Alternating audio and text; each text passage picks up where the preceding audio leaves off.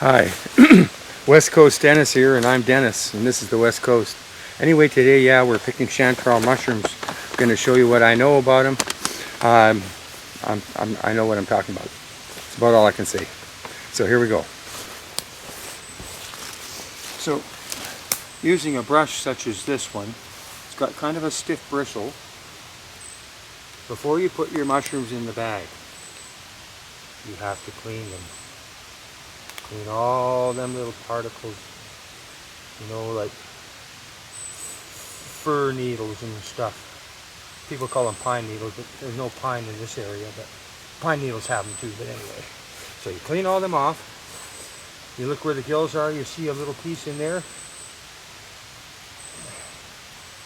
Sometimes you have to brush it the other way to make it go, but then you got a clean mushroom, right? And now you're taking that clean mushroom and putting it in a bag. And this bag is going to stay nice and big and wide open now, so that we're not wrecking anything inside. So right here, this is a common sight. We'll commonly see, a little one beside a big one. And the way we find these when we're picking, like I can come in here at first and not know if there's mushrooms or not, but if I don't really look around in a whole lot of spots, I might think there's nothing here. But not in this case. In this case, we look around and we look for orange spots. And then some of them are chanterelles. And this is what we're going to do one more time. I'll show you how I do. A couple more in there. See? You got to really look. Anyway, I'll show you.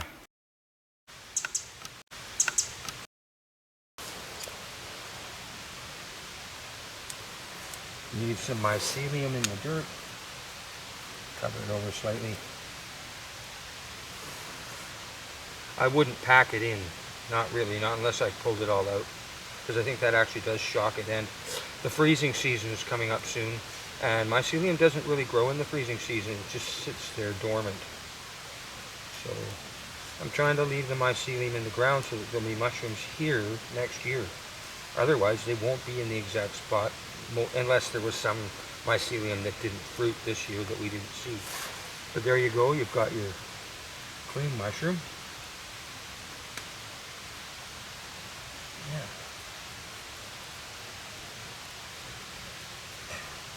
It's a beauty. That's the paper bag I use. They're really quite affordable, $1 a piece, and they're 5 times as thick as a grocery store paper bag, which are pretty thick. These are really thick. $7, I got 7 at the hardware store. So here we go. Let's go find some mushrooms. That one looks like it has a little chew mark on it, like about the size of a mouse or a small rodent. So I'm going to leave that there because maybe they like them. And I'm not going to want to eat it anyway after that. So there's another one we missed, or one we missed. And we do the brush thing, and if it cleans, it's good. It's a little soggy, but that's the wettest I'd ever take it. See, it's still moving around. If it starts falling apart when you do that, it's too rotten. So we're making sure we get all that stuff off.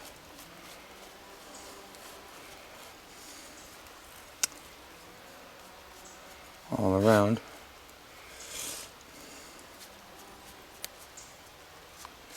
Because no one wants to eat that dirt.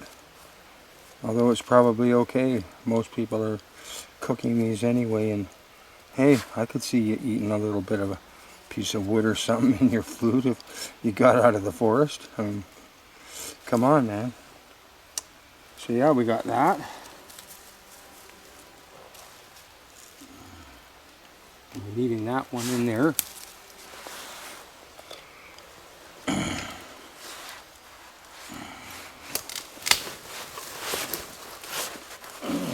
And now we're seeing a lot of them.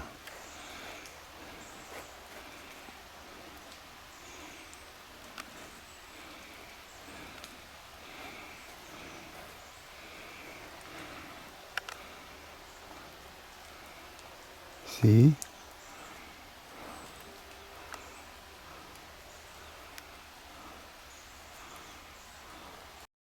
Oh yeah, so anyway, basically what we're doing is we're looking for little orange spots, and I've spotted a couple more. And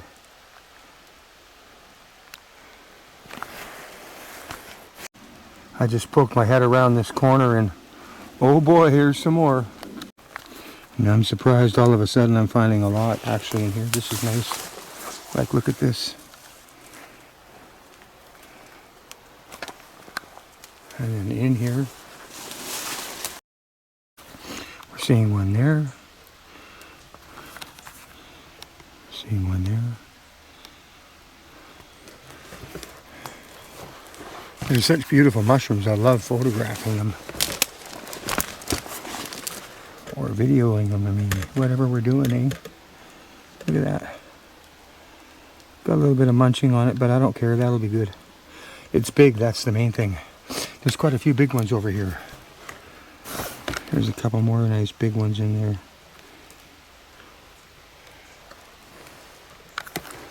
Here's another little thing I'll show you.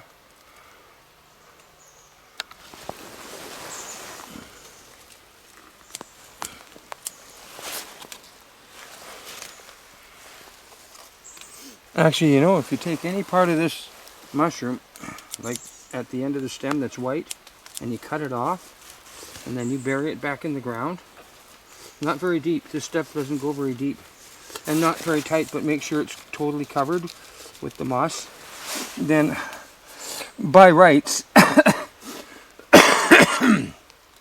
since the flesh itself is made of mycelium, the mycelium can catch, possibly. I know it does on agar plates with agar grown fungi and stuff, so I'm just guessing that that's probably what happens here too.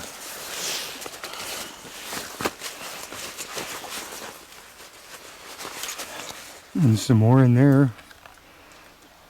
Oh yeah, it's great. Got some more in here. Yeah, we got more in there. Here's a nice, really interesting site. Where is that? They turn upwards when they get really big, eh? The gills go upward like a broken umbrella. That's neat. And yeah, I love these mushrooms.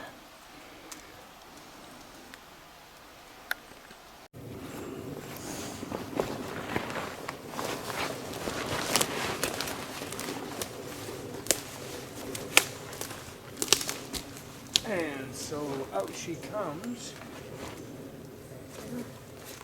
Yeah, there's been an animal or two in here nibbling on these.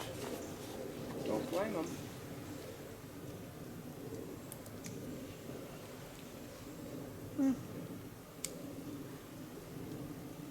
I'll just cut the rotten part off. That looks great. At least there's some there. You know what I'm going to do with this, with this here? I'm going to put it right under the moss. Pack it in a little. That one too. And maybe next year they'll grow. The bag is filling up. Yes, sirree.